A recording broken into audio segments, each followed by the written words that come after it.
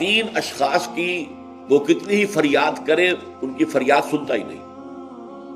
ایک ایسا شخص جو اپنی بیوی کے ہاتھوں نالا ہے، وہ کج خلق ہے یا جو بھی ہے اس کے اندر، یہ سب ہے، روتا رہتا ہے، اس کی شکایت طلاق نہیں دیتا، تو اللہ اس کی بات نہیں سنے گا۔ جب میں نے تمہارے لیے دروازہ کھولا ہوا ہے، کیوں نہیں اسے اختیار کرتے؟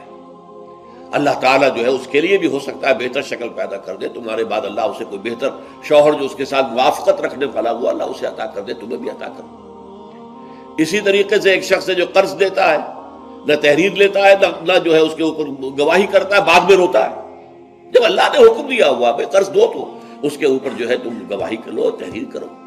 اللہ کا حکم اس وقت نہیں کرے، اس وقت تو محبت آڑے آ جاتی ہے۔ یہ تو بڑی بے مربوطی کی بات ہے کہ میرا بھائی مجھ سے قرض مانگ رہا ہے، دوست قرض مانگ رہا ہے، میں کہوں کہ لکھ کے دو اور اس کے اوپر دو آدمیوں کے دستخط بھی کرواؤ، لیکن نہیں، اللہ کا حکم۔ اب اگر تم نے وہ حکم نہیں مانا، اب مت رو، اللہ تعالیٰ تمہاری جو ہے وہ جو بھی تمہاری فریاد نہیں سنے گا۔ یہ میں روایت آپ کو سنا دیتا ہوں۔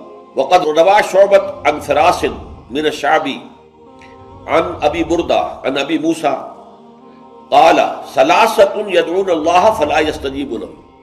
تین قسم کے لوگ وہ ہیں جو اللہ کو سے دعائیں کرتے ہیں، اللہ ان کی دعا قبول نہیں کرتا۔ رجل کانت لہ امرأۃ سیئۃ الخلق فلم یطلقھا۔ ایک آدمی وہ ہے جس کی بیوی جو ہے وہ بہت ہی کج خلق ہے لیکن اسے طلاق نہیں دیتا۔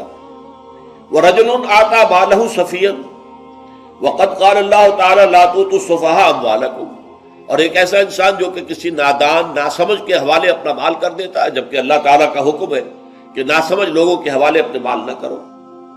وَرَجُلٌ لَهُ عَلَىٰ رَجُلٍ دَيْنٌ، اور وہ شخص کہ جس کا کوئی قرض کسی کے ذمے ہے، وَلَمْ يَشْهَدْ عَلَيْهِ بِهِ، اس کے اوپر اس نے گواہیاں نہیں کروائی تھی، تو اب روتا ہے، تو روئے، اللہ تعالیٰ اس کی دعا نہیں سنے۔